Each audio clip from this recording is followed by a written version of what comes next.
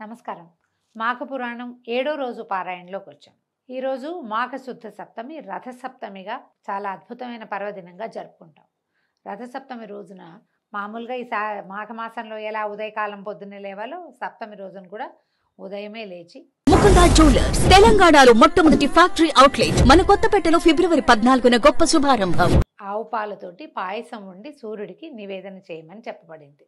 అయితే ఈ రోజున చేసే స్నానం మామూలు రోజుల్లో కంటే భిన్నంగా జిల్లేడాకులు కానీ, చిక్కుడాకులు కానీ, కనీసం రేగాకులు కానీ, రేగు పళ్ళు కానీ ఏవైనా తల మీద పెట్టుకుని వాటితోటి స్నానం చేయాలని చెప్తారు. నెత్తి మీద పెట్టుకుని చేయటం 7 ఆకులు అని చెప్తారు. అవకాశాన్ని బట్టి ఎన్నో కొన్ని ఆకులు, లేదా నీళ్ళల్లో వేసి పిల్లలకి నెత్తి మీద ఆ నీళ్లు పోయటం కానీ. అంటే ఇప్పుడు మనకి ప్రకృతితోటి మమేకమయ్యే పద్ధతులే మన పండగల్లో కనపడతాయి. ఇలాంటి కాలంలో, అంటే ఈ కాలం ఇప్పుడు వచ్చిన శిశిర ఋతువు వస్తుంది కదా, ఈ ఋతువులో ఇలా ప్రత్యేకంగా ఈ ఆకులతోటి నానటం వల్ల నీళ్లు, ఆ నీరు మన శరీరం మీద పడడం వల్ల ఆరోగ్యం చేకూరుతుందని ప్రత్యేకంగా ఈ ఒక రోజైనా చేయమని చెప్తారు.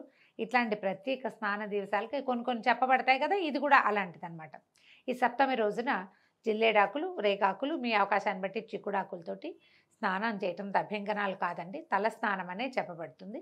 స్నానం చేయటం తర్వాత పిడకలతోటి, ఆవు పిడకలతోటి ఒక దాలిని కానీ కుంపటిని కానీ ఏర్పాటు చేసుకుని దాని మీద ఒక మందపాటి గిన్నెలో ఆవు పాలని కాచి, పాలు పొంగిన తర్వాత అందులో బియ్యం వేసి, మనం బియ్యంతోటే పాయసం చేసుకోవాలి. బియ్యం వేసి తర్వాత అన్నం ఉడికిన తర్వాత అందులో కొంచెం బెల్లం వేసి మరి కాస్త నెయ్యి వడ్డించి సూర్యనారాయణమూర్తికి నివేదన చేయాలని చెప్పబడుతుంది.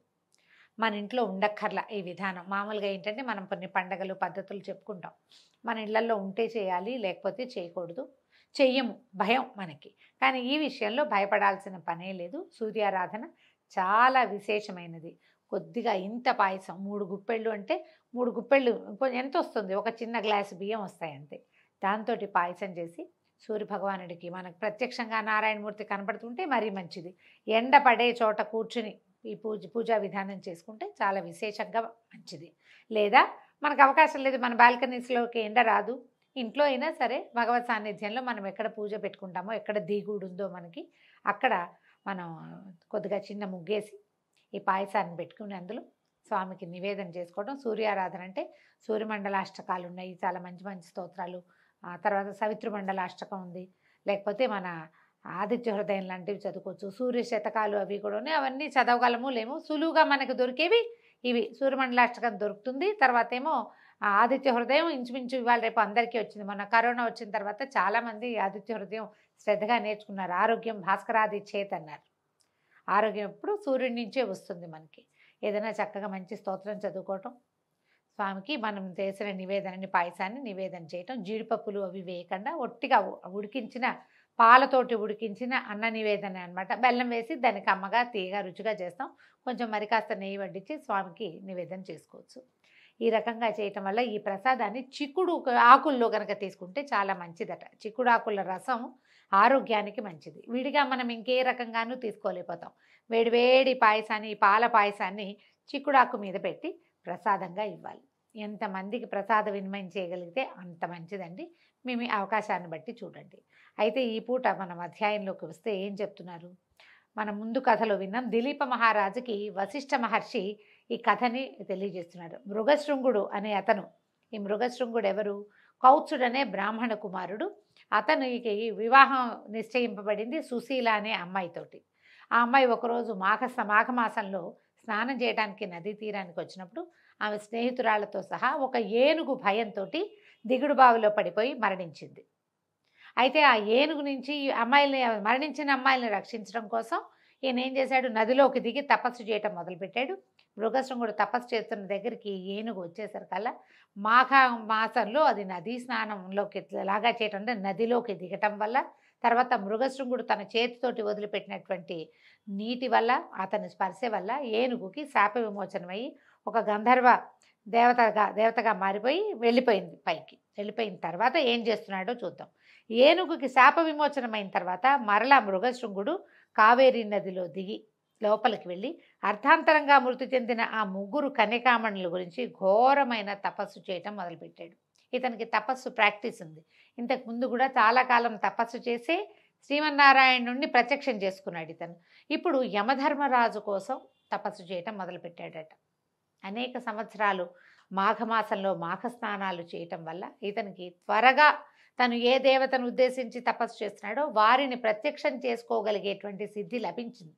దానికి తార్కాణం ఏమిటి? ఇంతకు ముందు అధ్యాయాల్లో మనం చెప్పుకున్నాం, విష్ణుమూర్తి చాలా తొందరగానే ఇతనికి దర్శనం ఇచ్చాడు. సాధారణంగా చెప్తారండి, విష్ణువు సులభ సాధ్యుడు కాదు, అంత తొందరగా రాడు.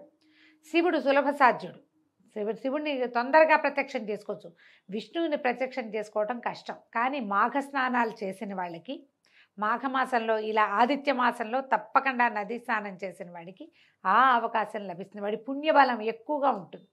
దాంతో వాడు కొద్దిపాటి తపస్సుతోటే విష్ణుమూర్తిని సాధించగలిగాడు. ఇప్పుడు అదే అలవాటుతోటి ఈయన యమధర్మరాజును గురించి తపస్సు చేయటం మొదలుపెట్టాడు.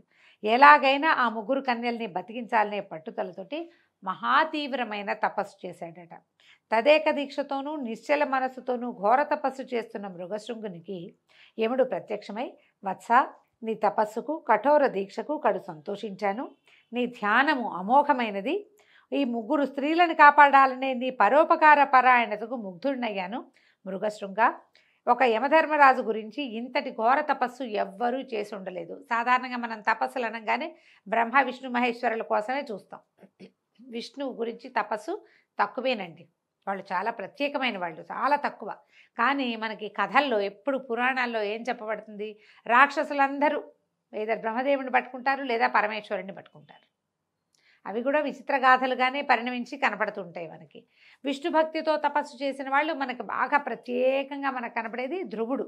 ఓం నమో భగవతే వాసుదేవాయ మంత్రంతో భగవంతుడిని సాక్షాత్కారం చేసుకున్నాడు. చిన్న వయసులోనే చేశాడు కాబట్టి అతని భక్తికి, అతని తాలూకు తదేక దీక్షకి భగవంతుడు మెచ్చి ప్రత్యక్షమయ్యాడు. ప్రహ్లాదుడు కనిపిస్తాడు, గజేంద్రుడు కనిపిస్తాడు. గజేంద్రుడు కూడా విష్ణుమూర్తిని రావయ్యా అని పిలవలా, ఎవరో ఒకళ్ళు వచ్చి నన్ను రక్షించండి నాయనా, ఎవడి వల్ల ఈ ప్రపంచం నడుస్తుందో వాడిని రమ్మని అడిగాడు. పద్యాలు మహా బాగుంటాయండి గజేంద్ర మోక్షంలోవి. ఎవరి వల్ల ప్రపంచం నడుస్తోందో వాడెవడో నాకు తెలీదు, నువ్వు ఎక్కడుంటావో నాకు తెలీదు. ఈ లోకాలు, ఈ లోకేశులు వీళ్ళంతా అయిపోయిన తర్వాత చిట్ట చివరి లోకంలో ఎవరుంటారో, ఎవడు నా కథ నడుపుతున్నాడో అతడు వచ్చి నన్ను రక్షించాలి అంటే అతన్ని నేనే అని నారాయణుడు ప్రత్యక్షమయ్యాడు. ఈ తపస్సు చేసే జనాలంతా మామూలుగా ఏం చేస్తారు? ఈయన వదిలిపెడితే బ్రహ్మదేవుడు, శివుడు, అక్కడక్కడ కథల్లో వింటాం. వరుణుడు గురించి తపస్సు చేశారు, తర్వాత ఏమో మన చిత్రగుప్తుడి గురించి తపస్సు చేశాడు. రేర్గా ఒక్కొక్కళ్ళు చొప్పున. యమధర్మరాజుని గురించి తపస్సు చేసిన వాళ్ళు అసలు లేనే లేరు ఎక్కడాను. యమధర్మరాజు మీద పంతంతో ప్రవర్తించిన కథలు రెండు వింటాం మనం. ఒకటి సతీ సావిత్రి, ఆవిడ యమధర్మరాజు వెనకాల పడి సత్యవంతుడే, తన భర్త అయిన సత్యవంతుడిని వెనక్కి తెచ్చుకుంది, ఇది ఒక తార్కాణం. రెండోది నచికేతుడు, ఆ పిల్లవాడిని యముడికి దానం ఇచ్చానని తండ్రి చెప్పేసరికల్లా అతను పోయి యమధర్మరాజు దగ్గరే ఏమిటి కాలం, దాని గురించి మృత్యువు రహస్యం ఏమిటి, జన్మరాహిత్యం గురించి ప్రశ్నించి తెలుసుకున్నాడు. ఇంకెవ్వరూ ఈయన కోసం ప్రార్థించినట్టుగా మనకు కనపడదు. ఈయన ఆశ్చర్యపోయాడనమాట. అందుకని వచ్చి చెప్తున్నాడు, నీలాంటి వాళ్ళని నేను చూడలేదు, నాకు ఎంతో సంతోషం కలుగుతోంది, నీకేం వరం కావాలో కోరుకో, నీ కోరికను తప్పకుండా నెరవేరుస్తాను అని చెప్పాడట. చెప్తే ఈ యమధర్మరాజు పలుకులు విన్న మృగశృంగుడు కళ్ళు తెరిచి చూశాడు. ఎదురుకుండా యమధర్మరాజు పరమశాంత స్వరూపంతో ప్రత్యక్షమయ్యాడు. మనం యమధర్మరాజు అనగానే ఒక భీషణమైన రూపం గుర్తొస్తుంది. మృత్యుదేవత కదా, మృత్యుదేవత ఆయన అధీనంలో ఉంటుంది కాబట్టి ఆయన ఎలాగో భీకరంగా ఉండాలని ఏమీ లేదు. ఈయన పరమశాంత స్వరూపంతో ప్రత్యక్షమయ్యాడు. మృగశృంగుడు ఈయన ముగుళిత హస్తుడిని నమస్కరించి, మహాల్భవ, ఎంతటి ఘోర తపశ్శాలులకైనా లభించని మీ దర్శన భాగ్యం మాకు లభించింది. నేను ఎంతో అదృష్టవంతుణ్ణి. ఇదంతా నా పూర్వజన్మ సుకృతం తప్ప వేరే కాదు.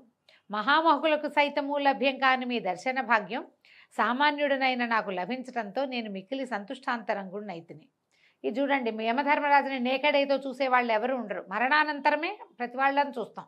మనం కూడా చూస్తామేమోనండి, చూద్దాం, చెప్పలేం కదా. అక్కడికి వెళ్ళాకే మనకి స్వర్గమో నరకమో నిర్ణయిస్తాడు ఆయన. మనం అక్కడికే వెళ్ళాలి. ఒకవేళ మనం పుణ్యం చేసుకున్నా ఓసారి ఆయన మొహం చూసాకే వెళ్తాం కాబోలు. కథల్లో అట్లాగే కనపడుతుంది. మరి మామూలు మానవులు ఎవరికి అవకాశం లేని నీ దర్శన భాగ్యం నాకు లభించింది. స్వామి, నాదొక కోరిక, అకాల మృత్యువు కలిగిన ఆ ముగ్గురు స్త్రీలని బతికించమని వేడుకుంటున్నాను. అందులో కొంచెం స్వార్థం కూడా ఉంది. ఆ ముగ్గురులో ఒక స్త్రీ నా కాబోయే భార్య అయినటువంటి సుశీల, కాబట్టి వీళ్ళని రక్షించు, ధర్మయుక్తంగా మీరు ముగ్గురు కన్యల్ని బతికించి నన్ను సంతృప్తిపరచండి. నా తపస్సుకి ఫలితం నాకేం కావాలంటే వాళ్ళ ముగ్గురు బతకడం కావాలి. ఇది ఏమంటారంటే పరోపకార పరాయణత్వంతో ఒక అమ్మాయి ఇతని కాబోయే భార్య, ఆ అమ్మాయిని ఓదాన్ని బతికించండి అని అడగకుండా ముగ్గురి కోసము అడిగాడు. పైగా తను చేసిన భీషణమైన తపస్సుని వాళ్ళ ప్రాణాల కోసం వదిలిపెట్టుకోవడానికి సిద్ధపడ్డాడు.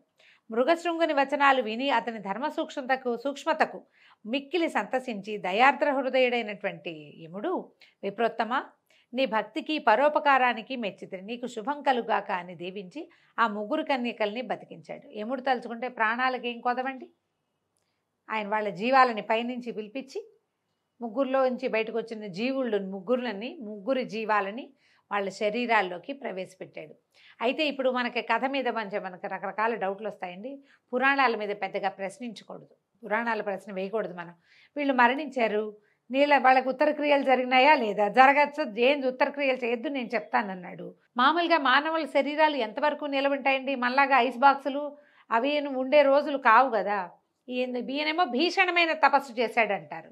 ఎంత భీషణమైంది, ఎంత టైం స్పాన్లో చేశాడు, ఆ ప్రశ్నకైతే సమాధానం లేదండి. కానీ పురాణంలో ఇలాగే చెప్పబడింది, పురాణ వచనాలని ప్రశ్నించకూడదు, అలాగా అనాలి. అందులో ఉన్న మనకు అర్థమైన విషయాన్నే తీసుకోవాలి. కానీ మన లాజిక్కి అందని దాన్ని లాజిక్ తోటి క్వశ్చన్ చేద్దామని మాత్రం భావించకండి. ఎలాగో మొత్తానికి జరిగింది. వీళ్ళ ముగ్గురికి ప్రాణాలని ఇచ్చేశాడు వెనక్కి. మరణించిన ముగ్గురు కన్యలు మరలా జీవించారు. దానికి మృగశృంగుడు సంతృప్తి చెంది, యమధర్మరాజా, నా అభీష్టాన్ని నెరవేర్చి నన్ను ఆనందింపజేశారు. మిమ్మల్ని పూజించిన వారికి, స్తోత్రము చేసిన వారికి అకాల మరణము సంభవించక సమస్త శుభములు కలుగునట్లుగా అనుగ్రహించండి స్వామి అని మృగశృంగుడు ప్రార్థించాడు. యమధర్మరాజు కూడా మిగుల ఆనందించి అట్లేనని అభయమిచ్చి అదృశ్యుడయ్యాడు. ఈ ప్రకారంగా 7వ రోజు పారాయణ పూర్తయిందండి. రేపు ఉదయం మళ్ళీ 8వ రోజు పారాయణలో కలుసుకుందాం. నమస్కారం.